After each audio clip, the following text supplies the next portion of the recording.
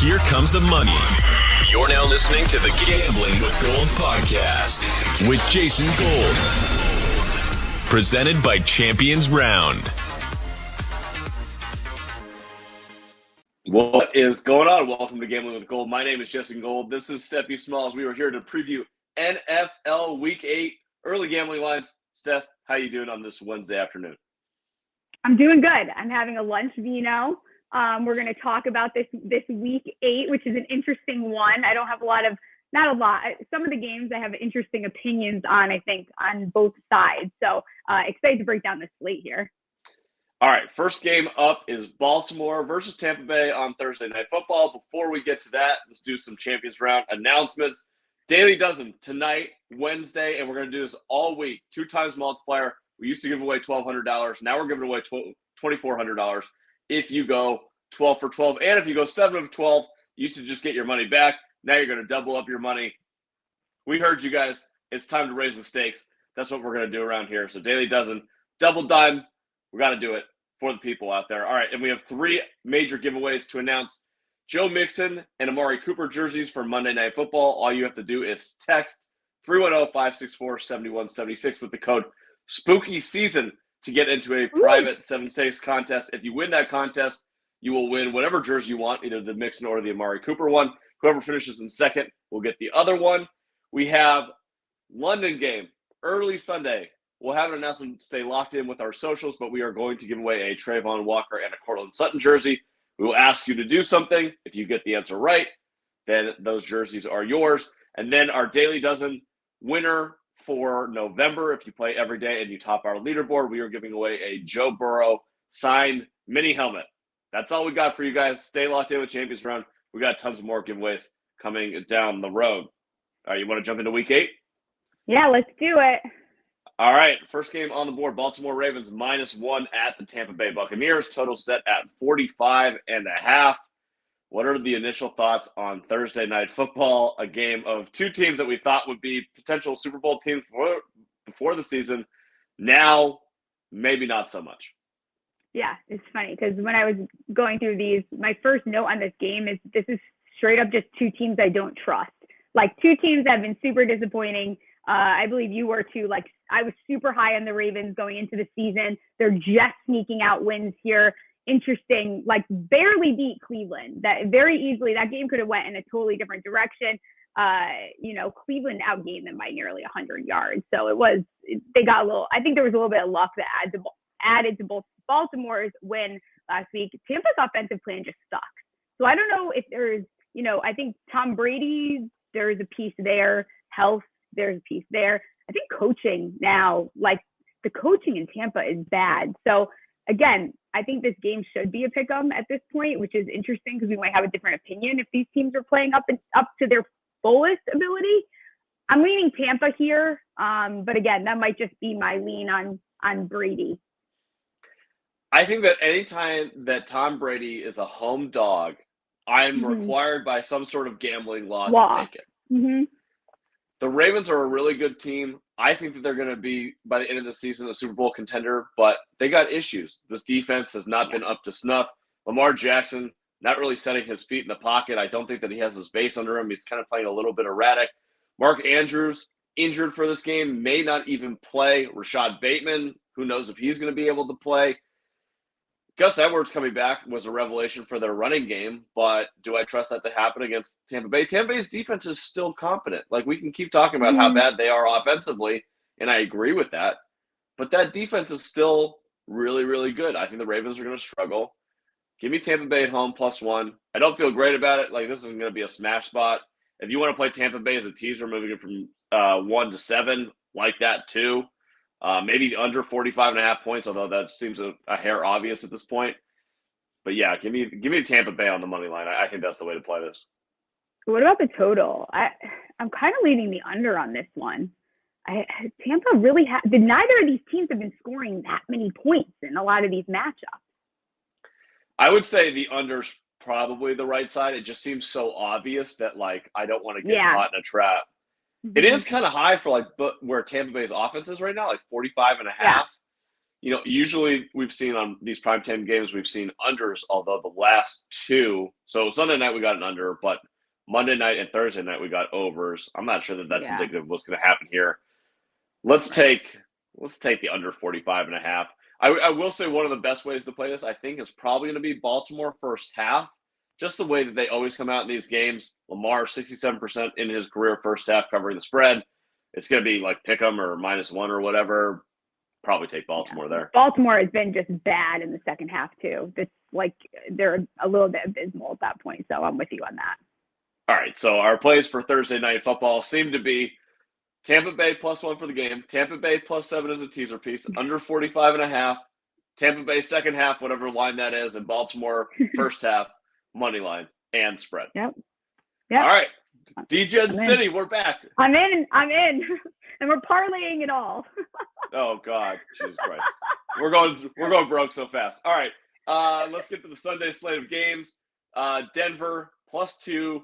I would say at the Jaguars, but they're in London. This game is at 7:30. It's so early. It's at 7:30, not 6:30. That's interesting on the West Coast. So 10:30 on the Eastern. It's on ESPN Plus. Maybe that's why. Interesting. Anyways, Denver +2 against the Jaguars. Total set at 39.5. What's your read on this one?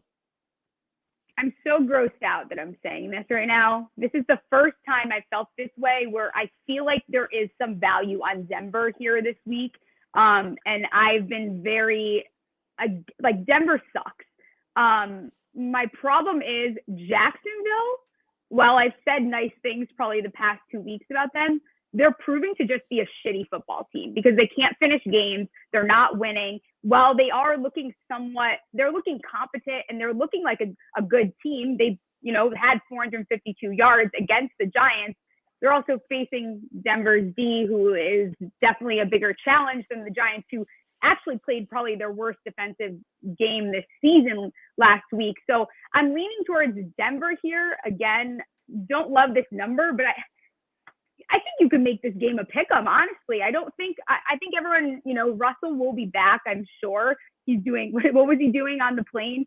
He's doing, he was doing general calisthenics. I can't, yeah. So it sounds like he's going to be there. Everyone's pretending to sleep while he does his weird Russell stuff on the plane. I lean Denver here, but I don't want to. I think that this line should be a pick 'em. And I think that Jacksonville has shown the ability on both sides of the ball to be confident. However, you see what happens with them in the fourth quarter the last 2 weeks. They are not closing games. I don't know if it's a coaching thing. I don't know if it's a player experience thing. Whatever it is, they're not able to shut the door on these games. I anticipate that Denver, with Russ, with a week off, and there are rumors out there, the strong rumors, that if Nathaniel Hackett does not win this game, he's gone. I said this last week. Last week. I thought that if they lost, that he would be gone.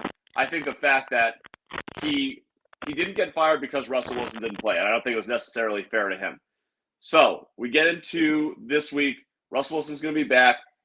If they lose to the Jacksonville Jaguars, I think that he gets left in London without a head coaching job. I think he's out, but I will take Denver. He should be. Also, if Denver does not win this game, Bradley Chubb might be on his way out. Maybe they send some other guys out. It could be a full fire sale in Denver. Yeah, absolutely. Both of these teams. I actually could see this going over by chance, because I think that this game could be a little bit more, I don't even want to say competitive, because I don't know that either of these teams truly deserve that. Jacksonville maybe a little, but I know a lot of the games that Denver has lost, like, they are due to Nathaniel Hackett. Like, there was some decisions that were made and they lost because of his incompetence. So I agree with them, and they just blow it up at that point. I'd spot Russell stopped that long. Things look good. Players there's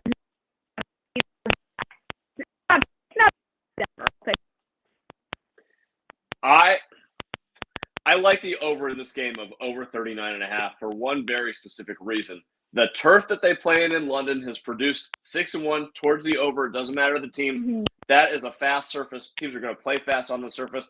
I think it could be a big game for ETN. I think it could be a big game for maybe a Cortland Sutton, someone that has speed, maybe a Dulcich. I think there are a lot of ways to play the over in terms of props or totals in this game based on the speed of that turf.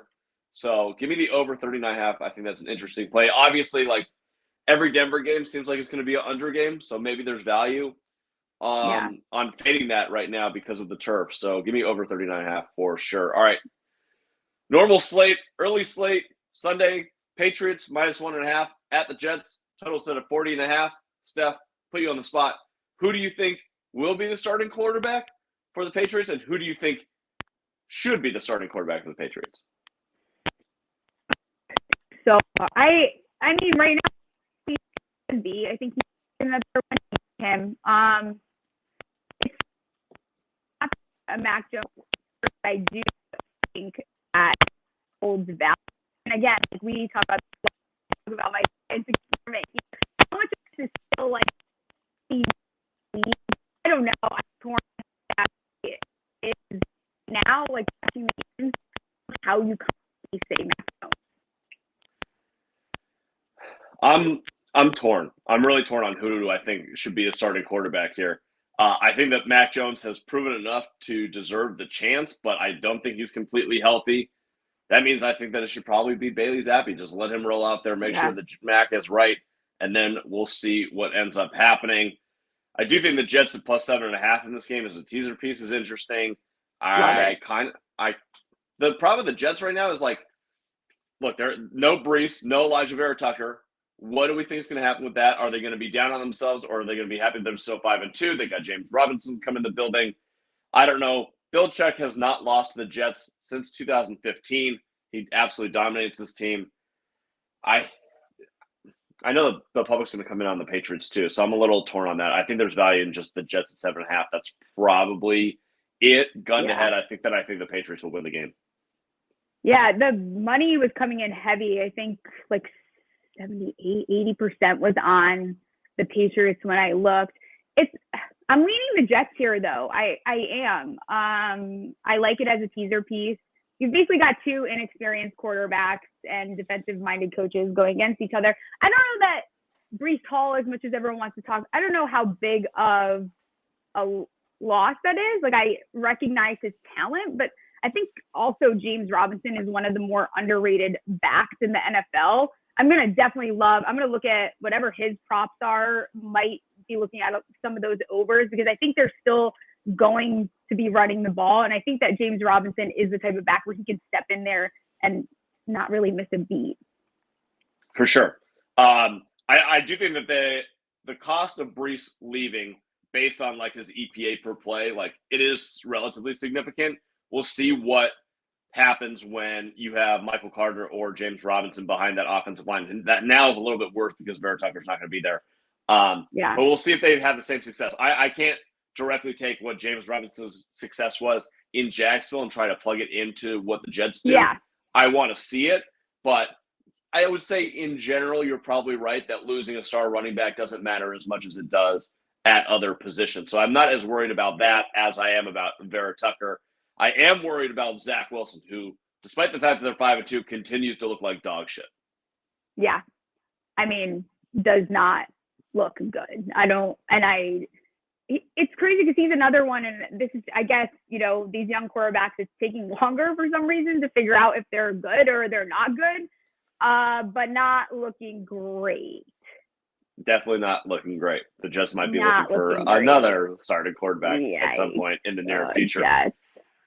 All right, let's head to Philadelphia. Pittsburgh Steelers +10.5 at the Philadelphia Eagles. Total set at 43. This line is way too high, but I'm not sure that I want to get in front of it, to be honest with you. If the Phillies beat the Astros, I think they play like on Saturday night. Let's say that they get one game and they're coming back on Monday. Philadelphia is going to be the craziest sports town in America. It already kind of is. Yeah. They hate the Pittsburgh Steelers. That defense off of a bye is going to be well rested. Pittsburgh got a little bit banged up in that Miami game, and I didn't see anything that I liked from Pickett other than the fact that he loves to turn the ball over. Look, I should never lay 10.5 points, but I kind of want to on the Eagles. I think this is an absolute smash spot for them. Yeah, it's too many points for me. I'm going to stay away where there's a game leader on that I do like that many points. I'm just still, and I sound like a hater, and I know I'm a Giants fan, and I get it. I'm just still not sold on the Eagles totally. Like, I see their record, and I recognize their football team. I'm just wondering how much that offense is actually sustainable through the rest of the season, through the playoffs, which, again, like, there is a lot of truth to they have not played any type of competition at all, really. So, again, going to stay away from this game. I don't know. What's the total at? Total set at 43. Yeah, I'm probably not touching this game. The best way for me to play this game, I believe, is going to be Philadelphia first half, -6 or -6.5, depending on where you can get it. They have absolutely dominated first halves. We've seen what they've done in second halves this year. Maybe something that they've corrected over the course of the bye week, but I still think they come out firing in that first half, first quarter. So that would be the best way for me to play those. All right, Miami Dolphins -3.5 at the Detroit Lions. Total set at 51.5. I think that I'm going to end up on the Lions. I don't like it, but I think that I have to do it. What do you think? Like, can we? It doesn't look good. Like, look, he's fine. Like, he's better. They very easily could have lost that game. They didn't look impressive at all against the Steelers. Lions at home. Like, I've watched. I've been to that field. I've been to Ford Field. Every time I go there, the Lions win. Like, there's something about that field, and that I like the Lions this week as well. I'm not Miami, which is crazy because think of how high we were on them at the beginning of the season, but not doing it for me right now. I think that I like the over in this game too. I think the Lions can get back on track this week offensively. They've really, really struggled, and I was very disappointed in their offense against the Dallas Cowboys. Not able to get it going after a bye week. You have 2 weeks to plan for this team, and you couldn't figure out anything. I think they will get back DeAndre Swift this week, which should help. Miami, they could eat with Tyreek Hill and Jalen Waddle in this game. That scares me a little bit, although I did see some progress out of Jeff Okudah. Aiden Hutchinson played really well last week against the Cowboys. Their defense looked a little bit better until the end of the game. I just like the 3.5 at home as like a backdoor for the Lions potentially. You can move it up to 9. You can move it up to 9.5 as a teaser. It's not a great teaser piece, but you can do it if you want to. If this total comes down a little bit, and if it hits 51, I'll probably play the over 51.5. Maybe I'd buy it if I get real degen over the weekend, but like at 51.5 kind of scares me off. Yeah, the Lions they're another interesting one. Like, again, just one of those teams like Jacksonville just can't finish games for the life of them. And then last week, Goff was kind of goffy and a little bit of a disaster over there kind of happening. A little sad, though, because I did expect. Goff was definitely goffy. That's the best way to describe that one. Yeah, little bit goffy. All right, Arizona versus Minnesota. The line is currently +4, so the line is moving towards the Vikings. Total set at 49. Cliff Kingsbury, as a road dog in his career, is basically a magician. It's about the only thing he's good at as an NFL head coach. I believe he's 15-3-2 against the spread. I don't know what the deal with Call of Duty is and how that'll affect Kyler Murray this week. Hopefully he spent the last 10 days getting it out of his system. We'll see. This is also Kirk at 10 a.m., which is Kirk prime time. No one else is prime time, just Kirk, so it'll be an interesting situation. What do you think about this game? 2 games on this slate feel like a trap. This is one of them, but apparently I'm not alone because 82% of the money is on the Cardinals right now. Arizona's coming off of their best offensive performance, actually scoring points and looking somewhat competent. So I don't know if everyone's a little bit love drunk on that. The Saints also gained like nearly 500 yards. I'm really going to be looking at these Minnesota player props off of they just had their bye week. And I talked about this probably a couple of weeks ago. They're a team who needed this bye week, and hopefully they're able to put it together. I think they needed the break. They have all the skill in the world to be, winning their next several games. They should beat Arizona. I can't take Minnesota though. Not confidently. I think that people are maybe reading too much into the Arizona win against New Orleans on Thursday night because if you take out the back-to-back pick sixes, they would have lost that game.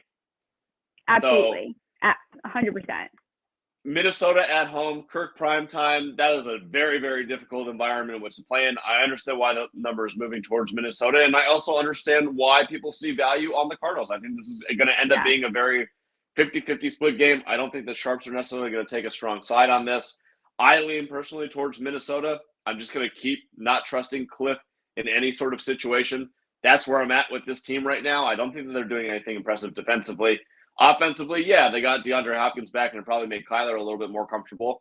The running game was good, but New Orleans' defense has been terrible against the run this year. Minnesota with a bye week to prepare for this team, I do think it helps. So I'm probably going to end up on Minnesota in this game. Don't feel great about it, but that's where I'm at. If Minnesota wins, I think they'll stay on a hot streak. If they can go out and they can beat Arizona by at least a touchdown, I think that's exactly what this team needs to really get hot, because their schedule is so easy moving forward. So you're talking me into Minnesota, but I might watch these numbers, and this is probably a game that I'll monitor and see when I see the best value. Fair enough. All right, let's get to Dallas. Chicago Bears +9 at the Dallas Cowboys. Total set at 42. Talked about this a lot of the show. If you get the under 42.5 on a road dog, you're usually a good bet. +9 would seem to be a great place to do that. However, this is the ultimate spot to fade the Chicago Bears after a Monday Night Football destruction of the Patriots in New England. This team is going to be riding so high. I think that Dallas comes in defensively and absolutely shuts them down. If you don't want to take Dallas -9, that's fine. I would suggest, if you don't want to do that, and a way to play this game would be Chicago under team total. Not exactly sure what it's going to be. Maybe it'll be like 16.5, 17.5. I don't think that they score more than 14 points in this game. Yeah, I feel pretty confident, and I never on this show say this. I would be shocked if the Chicago Bears beat Dallas. There is no reason at all, not even some slight hope that I think that the Chicago Bears can beat Dallas. I feel confident enough that I would take Dallas as a survivor pick this week. Again, it's a lot of points, but I get why. I think this line is set right. Chicago is not a good football team. I don't care if Justin Fields looks. I don't care. I know he looks fantastic, but again, that's only sustainable for so long. I'm totally with you. And you know what? I do think that he's made some progress there, and they've given him the ability to run the ball more, and him running for 80 yards a game is exactly how that offense should be. They should be taking cues from what Atlanta's doing with Mariota. Be run first, be dynamic that way. You have two great running backs in Herbert and Montgomery, and you have Fields, and then whatever you get from the passing game is great. Your defense is competent. Go play that way, but it doesn't seem like they want to fully buy into it. And I think that Dallas can be able to stop it regardless. If you give that Dallas defense only one thing to focus on, I think that they're going to be successful. All right, speaking of the Atlanta Falcons, Carolina +4.5 at the Atlanta Falcons. Total is set at 41 points. Panthers off of a strong win against the Tampa Bay Buccaneers at home. Atlanta off of a loss. To me, that signals ding, ding, ding, ding, ding. You got to bet on Atlanta in this game, -4.5. Yeah, again, very cute. Love that Carolina covered that game. I was on that last week, and I recognize that Panthers do have some strengths on their defense there. But again, Atlanta at home, they're still getting the draw. I think Atlanta is still a little bit of a sleeper here. They're winning games. Will not shock me if they make the playoffs. I like Atlanta here. I think you got to do Atlanta here. And maybe you can wait because the number is -4.5, -105. Maybe you get a 4, 3.5, something like that. Again, the total is so low that +4.5 for Carolina, in theory, long-term is a good bet. But I think situationally, given what happened last week, P.J. Walker's still going to be starting for Carolina. The Atlanta Falcons are still very talented offensively. They have weapons. I think they'll have a good game plan. I don't think the Carolinas can be able to score very much. So, yeah, I'll take that Atlanta. Hopefully you get it at -4. All right, let's go to New Orleans. I think this is one of the most fun games of the entire weekend. The Las Vegas Raiders -1.5 at the Saints. Total set at 49.5. I will tell you, I've already bet the Raiders at -1, and I have bet the over at 48. That over 48 is now 49.5, but I still kind of like it. I like that number all the way up to 51. Both of these defenses are absolute trash. I think that's my favorite total of the week. So I would suggest that you go out there and bet that. As for the Raiders, I want to hear your opinion on where you are in this game. Yeah, I'm also on the over here. That's one of the bets I've already made. I'm so torn though. Like, is Jameis Winston coming back or is he not coming back? Do we know for sure yet? Does it matter? No, kind of a little bit, I think, for me at least. I'm having where I'm struggling is, am I supposed to be impressed with the Raiders that has absolutely stunk? Like, they have not been good.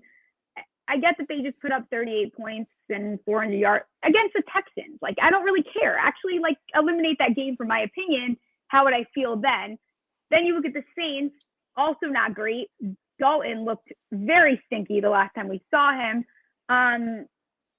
Leaning New Orleans money line here, and I like the total over. I don't know. I can't get behind the Raiders until I see them win in good fashion another game. I can't do it. I think the Raiders are coming. I think they're going to be in contention for a playoff spot very quickly here. They're the second unluckiest team in the NFL.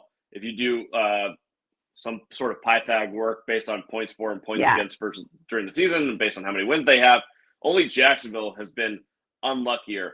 So I think they're going to continue to play well. I think the fact that New Orleans defense has been so terrible, every single third down that the Raiders have, they will go to Devontae Adams and they will pick it up, or they'll go to third and Renfro and pick it up. I think the key in this game, we'll see if Lattimore is going to play for the Saints or not. Mm-hmm. If he's not playing, and I don't think he will, I think it's a giant advantage for the Raiders. And Josh Jacobs, all of a sudden, the best running back in football. I don't know where the hell that came from. But Josh McDaniels is scheming it up right. I think he figured out something, and I think that this could be a big win for the Raiders in this spot. Interesting. We shall see. All right, let's head to the 1 p.m. games. Tennessee -2 at the Houston Texans. Total set at 40.5. This line opened at 5.5. It's down to 2. My little spidey senses say Ryan Tannehill is not going to be the starter in this game. I think he's injured. Interesting. I kind of feel that way too. This number just doesn't make sense. It's one of the first ones that jumped off the slate to me. I mean, Tennessee is on a 4-game winning streak.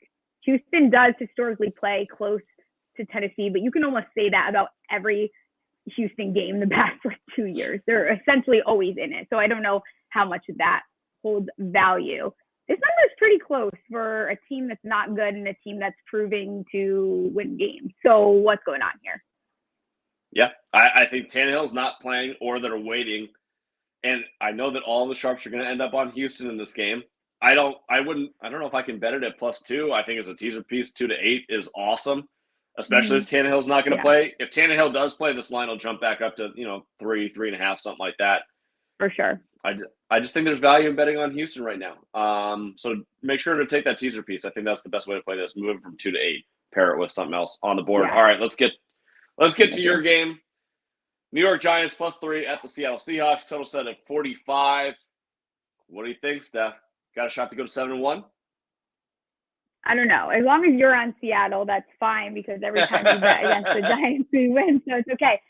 Everyone's on the Seahawks. 71% of the money is on the Seahawks. No one has scored more than 27 points in a Giants game. Like, the total points have not gone over 49 yet. Could they this week?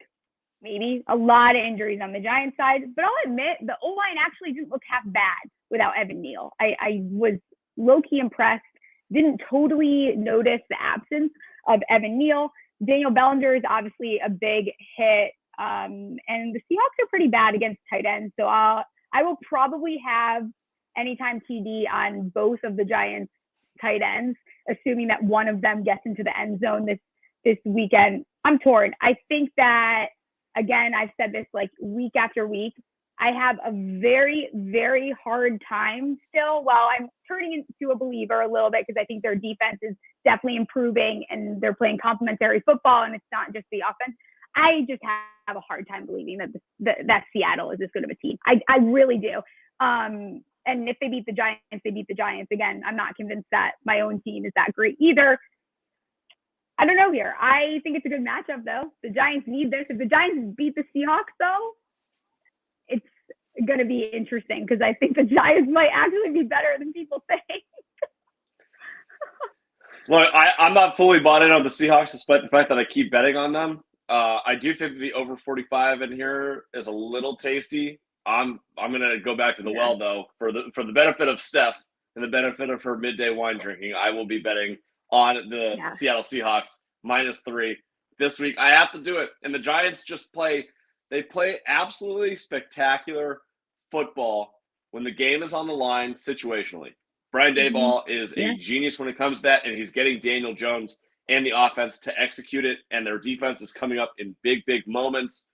Can Seattle do enough at home in that raucous environment to get up enough points where they don't have to get into situational football and give Brian Daboll the ability to come back and steal a game, which he's done multiple times this season?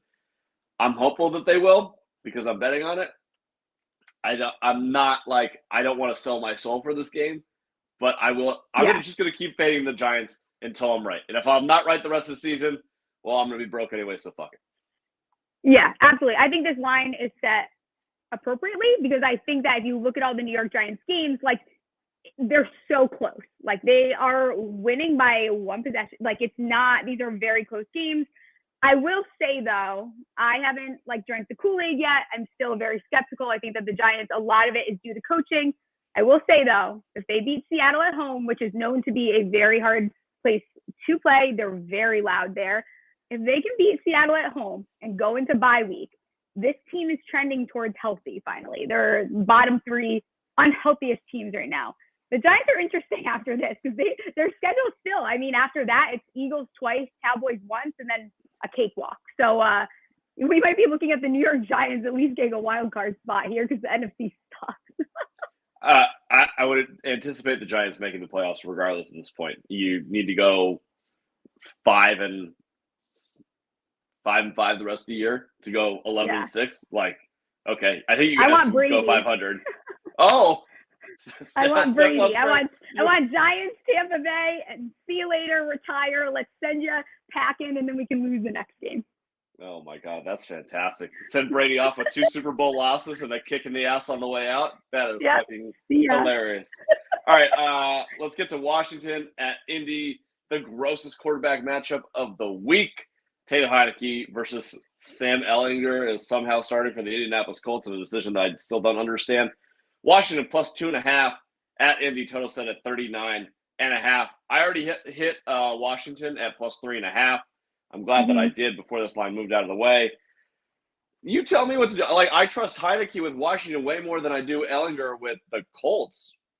How do you feel? No, but does he fall into the science experiment is the problem. Now I'm concerned. The science experiment is but the problem is we have one science experiment against the other, which I guess Heineke is kind of falling out of that. But you saw him win last week. I lean Indy here a little, but I don't like the 2.5. Indy has to run the ball more if they want to win games. I don't know what the deal is. Figure it out. Colts are 4th in yards allowed, so can Washington kind of capitalize on that? I think so. I think Indy is a little bit more put together than Washington. I don't even know. I don't remember scouting. I don't remember ever seeing him for some reason. I have to go back and look at some of his stuff. But that means Washington doesn't have film on him either. And that's the position that I kind of like. So I'm leaning Indy here just off of my own theory that I have with these guys that no one has film on. The science experiment continues. Our next patient is Sam Ehlinger. We'll see. Maybe he can. If he wins, I might have to take Indy money line to see if it continues here. The Indy money line, small science experiment. I love it. We're gonna have to make it some sort of content out of that. All right, let's move on to probably the best game of the afternoon. San Francisco minus 1.5 at the Los Angeles Rams. Total set at 43. Kyle Shanahan absolutely owns Sean McVay in the regular season. Now, San Francisco is coming off of a loss to Kansas City, a game in which they got beat up and they're still beat up, and they got 11 starters on IR. The Rams are coming off of a bye. So what do you trust more? Shanahan's success versus Sean McVay, or the health of the Rams and them getting, a week to figure their shit out versus the 49ers who just lost to Kansas City? I think I am the most torn about this game than I am on any other game. Mahomes just put up, 44 points against San Francisco. Yep. San Francisco had their studs back. Let's be clear, though. They got a lot of their defensive studs back. And I think it's interesting that they did that, and now 74% of the bets and 91% of the money are on the 49ers. I think is this game a pick 'em yet or no? It's San Francisco -1.5. I think this is a good place. I think the Rams' last hope, being dead serious. I think if they do not win this game, you can consider the Rams dead and gone in this season. I think that this is like the best place for them to turn around their season. I don't know that they can or will do that, but I kind of like them at home here with everyone very high on San Francisco despite not playing well last week. Yeah, San Francisco's defense, even the last 2 weeks against Atlanta and then against Kansas City, has not looked like the top 5 defense that we thought. But the Rams, I mean, are still an abject disaster offensively. Yeah. I don't know what their hope is. Like, Darrell Henderson's not anything. They obviously have the best wide receiver in football, but that's it. Tyler Higbee the last couple games has not really been involved. Matthew Stafford doesn't look good. They lost Joseph Noteboom, their left tackle, in the last game, so they have to replace an offensive line that has already been terrible this year. The defense is okay, but San Francisco, McCaffrey's only going to get more involved, and they're healthy with their guys offensively. I don't know. And San Francisco is going to travel great to this game. That stadium at SoFi is going to be rocking with 49ers fans. Yeah. I think that I will tell you though, Rams are in trouble. Yeah. This game, they're in trouble. Like not in a good place. That's the part that's scaring me the most right now is when you said if they don't win this game, basically the season's over. It's like, well, I don't really want to be against McVay in a game in which he's throwing the kitchen sink at it because that's generally not a good place to be. The guy is a fucking genius. So definitely a little scary, but I do think that I'm going to have to be on the 49ers in that one. If you want to play the Rams at +7.5 as a teaser piece, I think this ends up being a one-score game regardless. Nice teaser piece, I think. Yeah, I think it's a nice teaser piece there. All right, Sunday Night Football, the Green Bay Packers suddenly 3-4, looking on the outside of making the playoffs potentially at the Buffalo Bills, total set at 47.5. The Packers need this game bad, and you know what? It's bad for being bad, going to Buffalo and needing to win. So I'm really, really torn here. This is the biggest dog that Aaron Rodgers has ever been in his career as a starter. Yeah. But Buffalo, when they win at home, they are monsters. I will say this. I saw this stat earlier. Josh Allen, when he's a home favorite of 10 or more in his career, 6-1 against the spread. When they're big favorites, they smash. Oh my God. Okay, but can you explain to me why this feels like a trap? Do you think that's because, like, Aaron Rodgers is not being Aaron Rodgers and the Packers aren't being the Packers? Is that why I'm like, this is so many points against the Packers? So many points. It's so many points.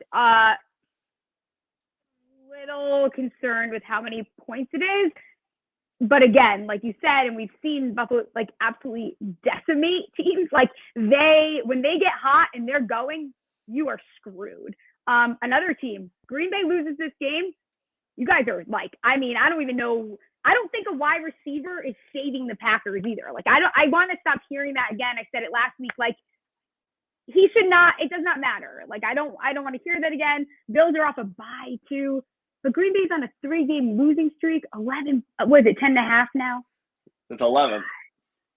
It's 11. I have to take the Packers 11, and I don't like it. I don't like it. DraftKings just moved because it was at 11.5, and now it's at 11. So I'm taking the Packers. Give me Rodgers. It's the same thing as Brady, right? He's a home dog. I'm taking Brady. Green Bay Packers +11. Nothing would feed his ego. Nothing would feed Aaron Rodgers' ego more than going into Buffalo after all this nonsense has been going on. Like, you want Aaron Rodgers to, like, his whole head to explode. Go in and beat Buffalo. Seriously. Like, there is not a better way to do that. Maybe Green Bay turns it around. This game feels like a trap. It's definitely too many points. I totally recognize that Green Bay sucks. Like, they are not a good football team. But hard, again, like, even like Brady, I can't. 11 points? Come on. It's Aaron Rodgers still. I'm completely with you. Got to be on the Green Bay Packers in this one, despite how gross this may be. All right, last game. Halloween night. Cincinnati At Cleveland, Bengals favored by 3.5, total set at 47. This is one of my best bets of the week. I already locked it in. We're on the Cleveland Browns plus 3.5 as a home dog. Me too.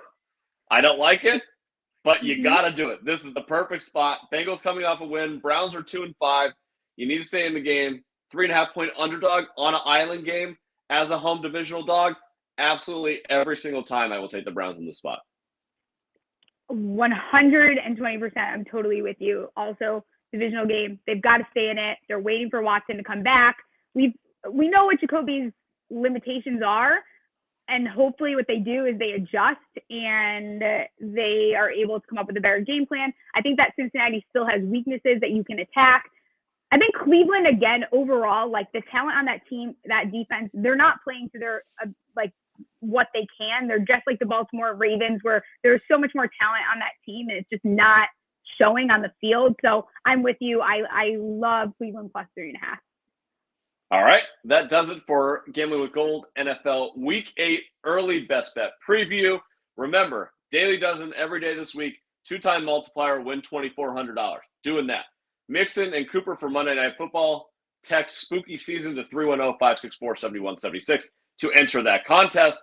We are giving away a Trayvon Walker jersey and a Cortland Sutton jersey for the London game, 7:30 Pacific, 10:30 Eastern on Sunday morning, live from London, and then a Joe Burrow signed mini helmet for the Daily Dozen winner for November. That does it. Use that code Daily Dozen for a $12 free deposit bonus, first time play if you've never played with us before. Until next time, Steph, good luck with all your bets this weekend. Let's make some money. See you. See ya.